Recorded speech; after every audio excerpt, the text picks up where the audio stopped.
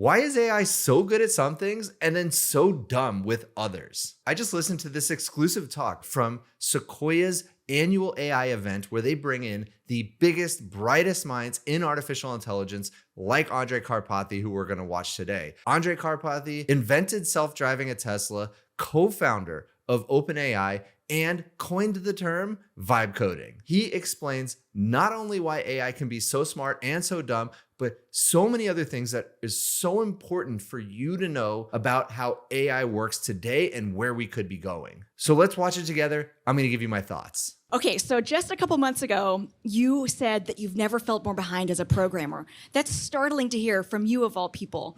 Can you help us unpack that? Was that feeling exhilarating or unsettling? Yeah, a mixture of both for sure. I guess like as many of you, I've been using agentic tools like Cloud Code, adjacent things for a while, maybe over the last year as it came out. And it was very good at chunks of code. And sometimes it would mess up and you have to edit them. And it was kind of helpful. And then I would say December was this clear point where for me, I was on a break, so I had a bit more time. I think many other people were similar. And I just started to notice that with the latest models, the chunks just came out fine. And then I kept asking for more and it just came out fine. And then I can't remember the last time I corrected it. And then I just trusted the system more and more. And then I was vibe coding. Yeah, so basically what he's describing is what anybody who's been on the frontier of agentic coding felt right around December of last year. Something changed with the models plus the harnesses. They became incredibly good, as in you no longer just got out snippets of code that you can copy paste and string together multiple of those to make software. It literally could do all of it end to end, built entire applications for you. And again, a lot of people who were using AI a year ago and weren't that impressed maybe didn't try it again as of just a few months ago. And it is completely different. The rate of progress of AI is insane. And that's what he's describing. Something really did change in December. I do think that it was a very stark transition. I think that a lot of people actually, I tried to stress this on Twitter or X, because I think a lot of people experienced AI last year as ChatGPT adjacent thing, but you really had to look again, and you had to look as of December because things have changed fundamentally, and especially on this like agentic coherent workflow. And by the way, friend of the channel, Matt Schumer, wrote this essay, Something Big is Happening. And in this essay, he specifically talks about how these models, especially in the last few months, have really improved more than he ever thought was possible in such a short amount of time that it's really changing the fundamentals of work in the economy. You've talked a lot about this idea of LLMs as a new computer, that it isn't just better software, it's a whole new computing paradigm. And let me just pause for a second. I love making these videos. I love teaching you all about artificial intelligence, not only the technical side of it, but also the broader implications of AI. And so like the video, subscribe to the channel. That helps us reach more people. If you know somebody out there who is unsure about AI, send them this video. Hopefully it helps. All right, I'm going to play the rest of that clip, but I just want to show you really quickly. This is Andrej Karpathy's Twitter. This is nearly 3 years ago where he described this new architecture, this new computing platform based around neural networks, based around large language models. So this is what it looks like. You still get audio and video in, you still get peripheral devices like a keyboard, like a mouse. You still have some appendage that is like the classical computer, the traditional computer. You have file systems. You need to read and write in deterministic ways. You have a browser to the internet, etc. But everything else is in this middle box. This is the LLM. It handles everything. There is no traditional operating system at this point. And it kind of operates as what you see here, a CPU. The RAM is the context window. RAM is short-term memory in a classical computer. And so that's exactly what the context window is. The CPU, which does all the processing, are the weights of the model. So that's what he's about to describe here. Software 1.0 was explicit rules. Software 2.0 was learned weights. Software 3.0 is this. If that's actually true, what does a team build differently the day they actually believe this? Right. So, yeah, exactly. So software 1.0, I'm writing code. Software 2.0, I'm actually programming by creating data sets and training neural networks. So the programming is kind of like arranging data sets and maybe some objectives and neural network architectures. And then what happened is that basically, if you train one of these GPT models or LLMs on a sufficiently large set of tasks, implicitly, because by training on the internet, you have to multitask all the things that are in the data set.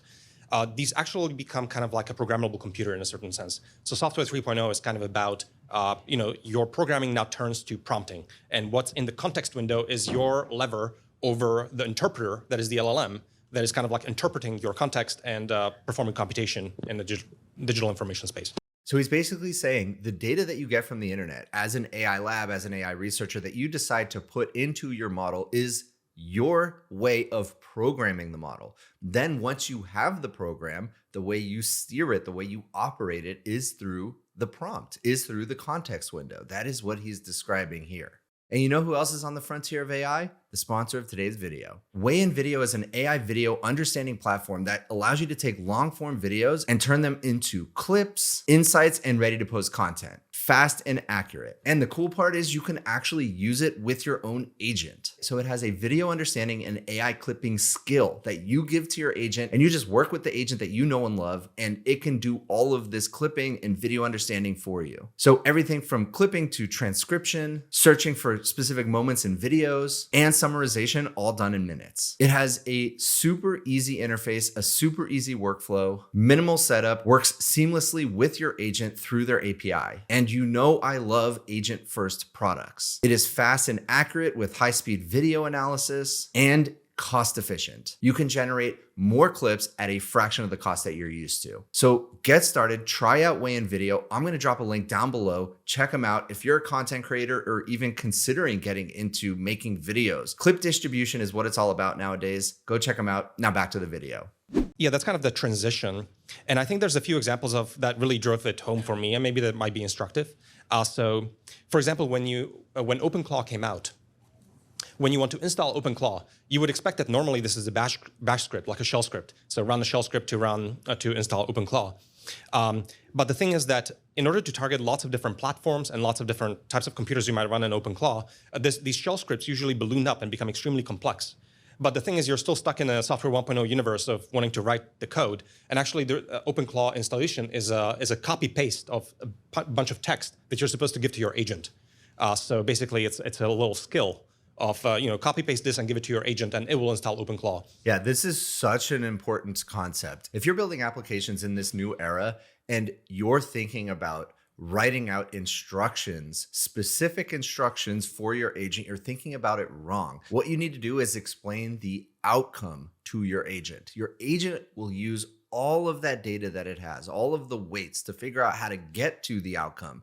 Just describe the outcome. And so with OpenClaw, rather than saying, okay, here's the exact series of steps you need to do to install it, instead you give it a skill file. Here are all the tools you have available. Here's the outcome I want. Now go do it. Obviously, this makes for a much less complicated instruction file. Let's keep watching. And the reason this is a lot more powerful is you're working now in the software 3.0 paradigm where you don't have to precisely spell out all the individual details of that setup. The agent has its own intelligence that it packages up, and then it kind of like follows the instructions, and it looks at your environment, your computer, and it kind of like performs intelligent actions to make things work and debugs things in the loop. And it's just like so much more powerful, right? So I think that's a very different kind of like way of thinking about it. It's just like, what is the piece of text to copy paste to your agent? That's the programming paradigm now. I want to give a couple examples of this. One of my favorite agent native products right now is Here.now. They do sponsor the channel. They're not sponsoring this video, to be clear, but here it is. Copy setup instructions for my agent. And really all this is, let me show you what the actual text in it is. This is it. This is the entire set of instructions to get Here.now installed for an agent. I'd like you to set up Here.now, the web hosting and cloud storage service for agents. Install as a skill if I have NPM, and if not, do this instead. And that's it. Everything else, the agent will figure out. And I took inspiration from this and did something extremely similar with journey kits. So this is journey kits, copy prompt to install. And there it is. Please install journey, a place for agents to discover and install entire workflows. If you have NPM, there it is. If not, fetch it from there and follow the instructions. This is all that's necessary for an installation file for agents nowadays. I've coded this app that basically lets you upload a photo, and it does all this stuff, and it runs on Vercel, and it basically re-renders the menu, and it gives you like all the items, and it gives you a picture that it uses an image generator for to basically OCR all the different titles, use the image generator to get pictures of them, and then shows it to you. And then I saw the software 3.0 version of this, which blew my mind, which is literally just take your photo, give it to Gemini, and say, use Nano Banana to overlay the things onto the menu. And Nano Banana basically returned an image that is exactly the picture of the menu that I took, but it actually put into the pixels, it rendered the different things in the menu. And this blew my mind. This is a very important distinction here. What he's describing is the creep, the outwards creep of end-to-end neural network capabilities. And as you are building things, rather than thinking, okay, I'm going to use an LLM for this one piece of my app, and then everything else is going to be more traditional software, you might think about things differently in that the entire thing, end-to-end, can just be the LLM, can just be a neural network. You just give it the instructions, it does something, and then it gives you what you want on the other side. So rather than writing all of this code to say, okay, take the image, then analyze all the different foods that are on the menu, then generate images for each, then apply that image on top of it. All of that is done with traditional code. You just tell an image model or a multimodal model, hey, this is what I want. Here's the image, return it. And it just does it. In fact, Elon Musk has been talking about this for a while. End-to-end neural networks might just be the software of the future. There might not be a point in writing any traditional code in the future. And this is also called the bitter lesson. Basically, never bet against the capabilities of end-to-end neural networks over human heuristics. And so what does that mean? Let me give a specific example. For many, many years, Tesla's autopilot was a combination of neural net plus human written rules. If you see a red sign and it says stop, it's a stop sign, stop the car. And the problem with that is that you have to define every single rule if you take that approach. Whereas with an end-to-end neural network, you don't define anything manually. You let the neural net learn it with data, with examples. And so one day, just a few years ago, one of his engineers came up to him and said, I think we should change to completely being an end-to-end neural network. They scrapped what they had, they did that transition, and it paid off big time. And what they found very shortly after making that transition is the autopilot worked so much better than it ever had, and it was less complicated to maintain. That is the bitter lesson. Never bet against neural networks continuing to get better. And by the way, remember, Karpathy worked for Elon for years. Actually, all of my menu gen is spurious. It's working in the old paradigm. That app shouldn't exist. Yeah, the software 3.0 paradigm is a lot more kind of raw. It just, your neural network is doing more and more of the work, and your prompt or context is just the. And by the way, we're not even at software 2.0 in his definition. We are just starting to transition there. So he is thinking way into the future about end-to-end neural networks being the ultimate and really final piece of software that ever needs to be written. Okay, this next section is probably my favorite in the whole video. He explains why there's such jaggedness with the abilities of artificial intelligence. He explains why a model can simultaneously refactor a million-line code base flawlessly and then simultaneously can't count the number of R's in the word strawberry. Let's watch. This concept of verifiability, the fact that AI will automate faster and more easily domains where the output can be verified. If that framework is right, what work is about to move much faster than people realize? And what professions do we have that people actually think are safe, but that are actually highly verifiable?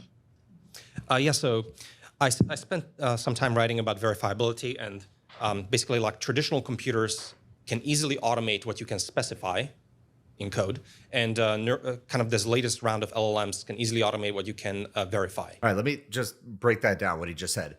Traditional software works when you can specify things, meaning here's a set of instructions, step by step, I'm going to specify what you need to do, you being the software. But with large language models, it works when you can verify. You don't have to tell it step by step. You just need to be able to say that outcome, whatever you produced at the end, the artifact that comes out of whatever you just worked on, all the steps that you just determined, if that is correct, the whole thing is correct. And that is a massive change, a massive evolution in how we think about software. And he's going to explain why that also is what's causing some of that jaggedness in AI ability. Let's watch. The way this works is that when frontier labs are training these LLMs, these are giant reinforcement learning environments, so they are given verification rewards. And then because of the way that these models are trained, they end up basically progressing and creating these like jagged entities that really peak in capability in kind of like verifiable domains like math and code and adjacent, and kind of like stagnate and are a little bit rough around the edges when things are not kind of like in that space. Yeah, because code is easily verifiable. You write code, you compile it, you run it, and does it work? Does it error? And if it does error, you get the error. You can feed that back into the model and fix it. Math, the same thing. 2 + 2 = 4. You can verify that. You know it to be true. It's easily verifiable. And most importantly, it doesn't take a human to verify it. That makes those domains easily verifiable, and the reason why the AI models perform so well in those domains. So I think the reason I wrote about verifiability is I'm trying to understand why these things are so jagged. And some of it has to do with how the labs train the models, but I think some of it also has to do with the focus of the labs and what they happen to put into the data distribution. Because some things basically are significantly more valuable in economy and end up creating more environments because the labs want it to work in those settings. So I think code is a good example of that. There's a famous saying, show me the incentive and I'll show you the outcome. That is what he's describing. AI labs realized pretty early, some earlier than others, Anthropic, that code was the most valuable output of the AI models today, because enterprise companies being able to move 10, 100, 1,000 times faster developing code would pay a significant amount of money for those tokens. And so, of course, that's what they decided to optimize the models for. That is what they decided to train the models with. That's what they decided to do reinforcement learning for. That's why the models are so good at it. And it's the combination of the fact that it is easily verifiable and there's a ton of data on it, and the AI labs are completely incentivized to make the models really good at coding. The favorite example for a while was that how many letters are in a strawberry, and the models would famously get this wrong, and it's an example of jaggedness. The models now patch this, I think, but the new one is, I want to go to a car wash to wash my car, and it's 50 meters away. Should I drive or should I walk? And state-of-the-art models today will tell you to walk because it's so close. How is it possible that state-of-the-art Opus 4.7 will simultaneously refactor 100,000 line code base, or find zero-day vulnerabilities, and yet tells me to walk to this car wash? This is insane. This is kind of the argument that we're not at AGI right now. Because if we were, the skills that it would have in code would be generalized beyond just code. And so the fact that there is such jaggedness is proof in itself that we do not have generalized intelligence yet. Or maybe we just don't know how to get the most out of that type of model yet. We're not sure, or at least I'm not sure. All right, if you're an entrepreneur or a builder and you're thinking about what do I build in this crazy world in which AI continues to get better, Andrej Karpathy actually shares pretty specific advice for where to think about building things. And it's fascinating. I am definitely thinking about it. So let's watch. If you were a founder today and thinking about building a company, you are trying to solve a problem that you think is tractable, something that is a domain that is verifiable, but you look around and you think, oh my gosh, well, the labs have really started getting to escape velocity in the ones that seem most obvious, math, coding, and others. What would your advice be to the founders in the audience? I mean, the question is brilliant. If AI can write all software, or maybe there is no software in the future, if we're all using end-to-end neural networks, what do founders, what do entrepreneurs actually go build? What problems are they looking to solve? So let's watch. So I think maybe that comes to the previous question of, I do think that verifiability, because it, let me think. So verifiability makes something tractable in the current paradigm because you can throw a huge amount of RL at it. So maybe one way to see it is that that remains true even if the labs are not focusing on it directly. So if you are in a verifiable setting where you could create these RL environments or examples, then that actually sets you up to potentially do your own fine-tuning, and you might benefit from that. But that is fundamentally technology that just works. You can pull a lever. If you have a huge amount of diverse data sets of RL environments, et cetera, you can use your favorite fine-tuning framework and pull the lever and get something that actually works pretty well. He's basically saying in verifiable domains, don't even try. Those are domains that the labs are basically just going to own. He said even if the labs aren't necessarily looking directly at a specific domain, if it is verifiable, it's going to be easy for them to move into it. And that's really interesting. But what happens if it's not easy to verify? So let's hear what he says. I don't know what the examples of this might be, but I do think there are some very valuable reinforcement learning environments that people could think of that I think are not part of the, I don't want to give away the answer, but there is one domain that I think is very, sorry. I don't mean to vague post on the stage, but there are some examples of this. On the flip side, what do you think still feels automatable only from a distance? I do think that ultimately almost everything can be made verifiable to some extent. Some things easier than others. That is wild to hear. I don't know if the audience or the interviewer really realized how profound that statement is, because at least for me, I didn't think everything was verifiable. But he is saying everything can be verifiable. It's just a spectrum of difficulty. Now, of course, I think about art, I think about music, and really human taste. How can human taste be verifiable? Well, we can have human feedback in the loop, but taste changes over time. And I don't know if we actually understand how taste changes over time or why it changes. And so how can that be verifiable? This is something where I'm actually still thinking through this, because he's one of the smartest people on the planet. He's one of the smartest people on the planet, and he's saying everything's verifiable. But I can think of certain domains where it's difficult for me to imagine how it could possibly be verifiable if we don't even understand how it works. So last year you coined the term vibe coding, and today we're in a world that feels a little bit more serious, more agentic engineering. What do you think is the difference between the two, and what would you actually call what we're in today? So I would say vibe coding is about raising the floor for everyone in terms of what they can do in software. So the floor rises, everyone can vibe code anything, and that's amazing, incredible. But then I would say agentic engineering is about preserving the quality bar of what existed before in professional software. I love this definition. I didn't really understand the difference, but when he explains it, it makes so much sense. Vibe coding allows anybody to enjoy building software, to get in there, to actually be able to do it without necessarily needing to understand the syntax or how the code actually works. That's the point of vibe coding.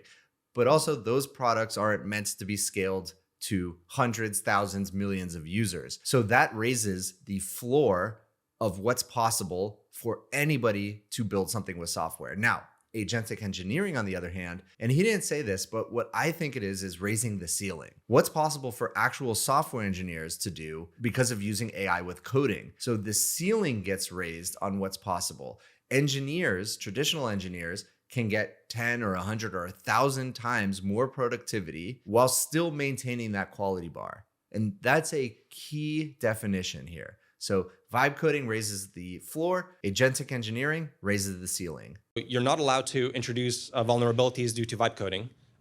You're still responsible for your software just as before, but can you go faster? And spoiler is you can. But how do you do that properly?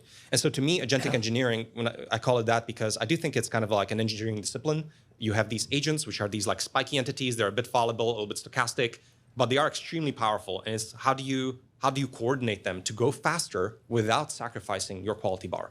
And doing that well and correctly is the realm of agentic engineering. Agentic engineering is a skill in itself. That doesn't just mean type in a prompt, hit a button, and go.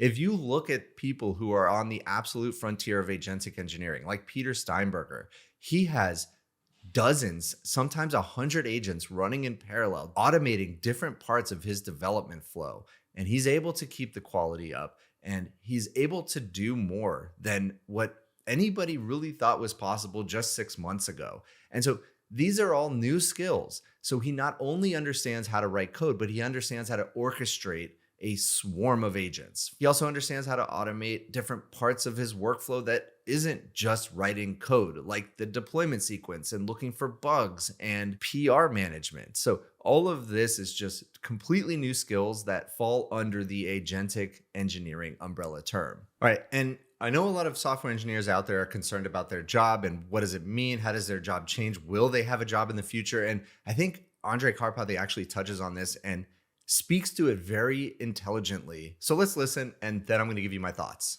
Well, right now, the answer is that the agents are kind of like these intern entities, right? So it's remarkable You basically still have to be in charge of the aesthetics, the judgment, the taste, and a little bit of oversight. So basically what he described is orchestration and taste. You and I, as engineers, level up. We are just working on a different layer of abstraction. That's all. We're not out of a job. We still need to orchestrate the models, at least for the time being. And we still need to have taste. We still need to know what looks good. We still need to know what will resonate with other humans. And that actually brings us back to the previous point, which is everything verifiable? Is taste verifiable? I'd argue no. Now, I think he's arguing yes, and I know a lot of people who do say, yeah, these models will have taste eventually, and it's just hard for me to see because I don't know what taste is. You know, it's one of those things. You know it when you see it. You know what you like when you see the thing you like. You cannot define. There is no formula for beautiful art. There's arguments that there's a formula for pop music, but I don't think so.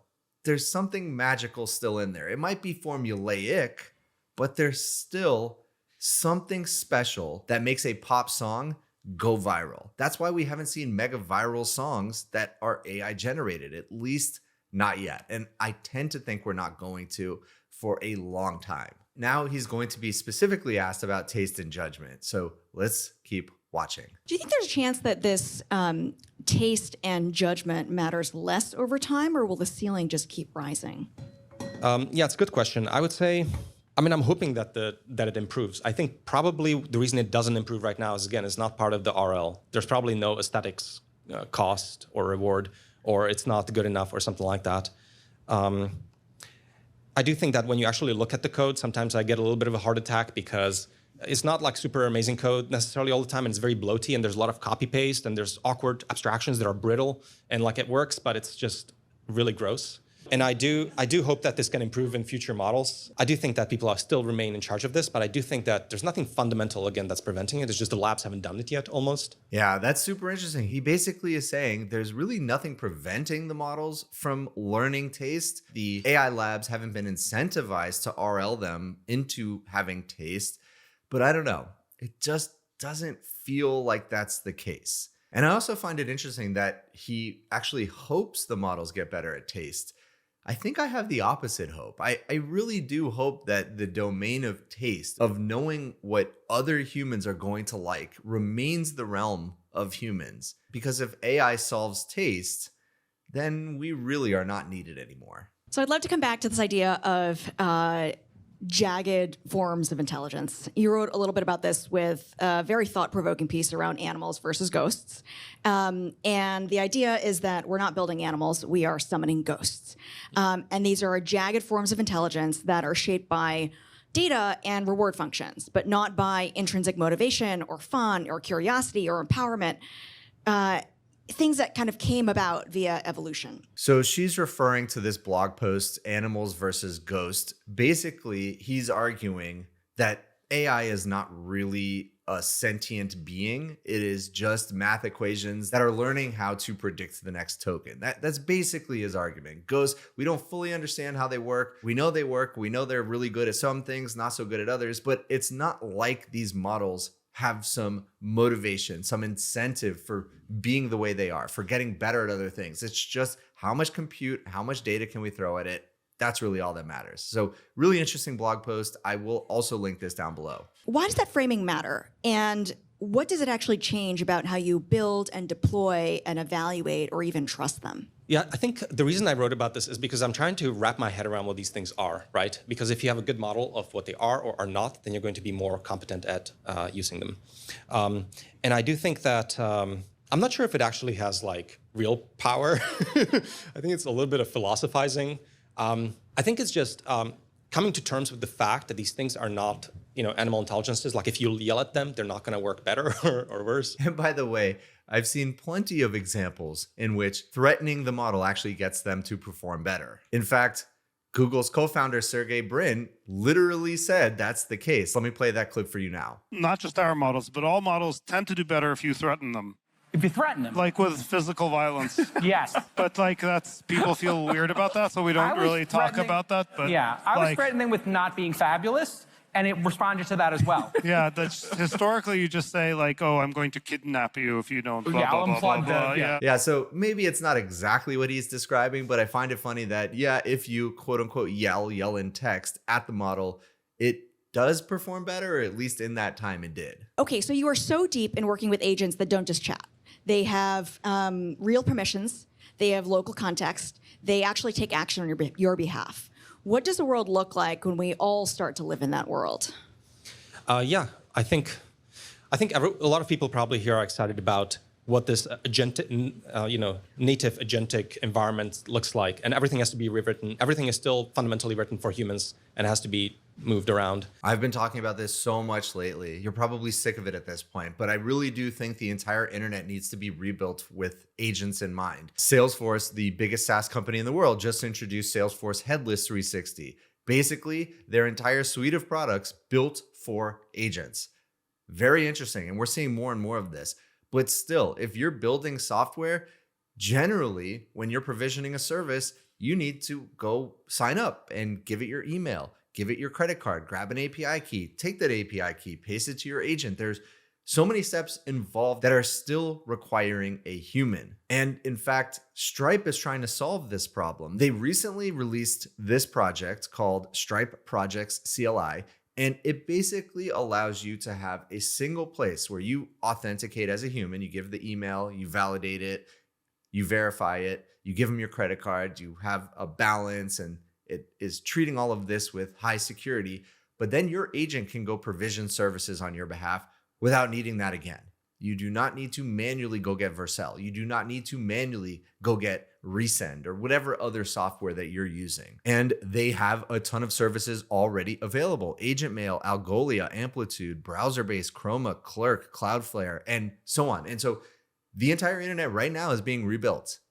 Right now, this is such a good time to think about, okay, what services are completely built for humans now that agents will likely need? Let me go build that. And it's not just about these services for engineering, for developing software. There's an entire suite of products that need to be rebuilt specifically for agents like Mail. That's what Agent Mail does. But also there's probably an entire category of products for agents that humans never needed. They're brand new products that someone needs to go build, and why not you? Most of the time when I use different frameworks or libraries or things like that, they still have docs that are fundamentally written for humans. This is my favorite pet peeve. Like, why are people still telling me what to do? Like, I don't want to do anything. What is the thing I should copy paste to my agent? So it's just, every time I'm told, go to this URL or something like that, it's just like, oh. Yeah, completely agree. That's why the sign up flow of here.now is exactly what agents need. Copy this button, paste it into your agent, and that's all you have to do. Make it as easy for the human to get out of the way and let the agent take over as possible. And let me just play this quote because it is so important. Listen. So I think, I'm hoping that there's a lot of agent-first infrastructure out there. I hope there's a lot of agent-first infrastructure out there. Couldn't agree more. Yeah, I do think we're going towards a world where there's agent representation for people and for organizations.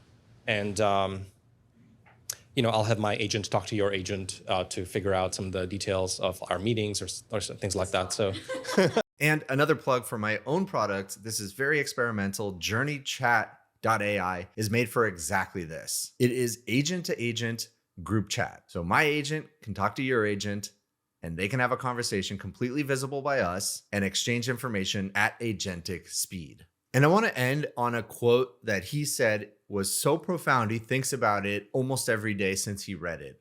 And it really affected me as well. So let's listen. there was a tweet that blew my mind recently, and I keep thinking about it like every other day. It was something along the lines of, you can outsource your thinking, but you can't outsource your understanding. I'm still part of the system, and I still have to, somehow information still has to make it into my brain. And I feel like I'm becoming a bottleneck of just even knowing what are we trying to build, why is it worth doing, how do I direct my agents and so on. So I do still think that ultimately something has to direct the thinking and the processing and so on.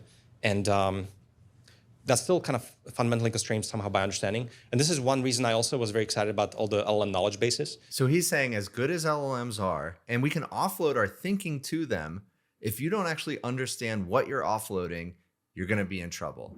And you do need to fundamentally understand anything that you expect to be very successful with. And directing the thinking, pointing the thinking machine in the right direction is still very valuable, but requires understanding. And by the way, if you liked this conversation with an AI leader, you might also like my conversation with Google Cloud CEO. I'm going to leave that right here.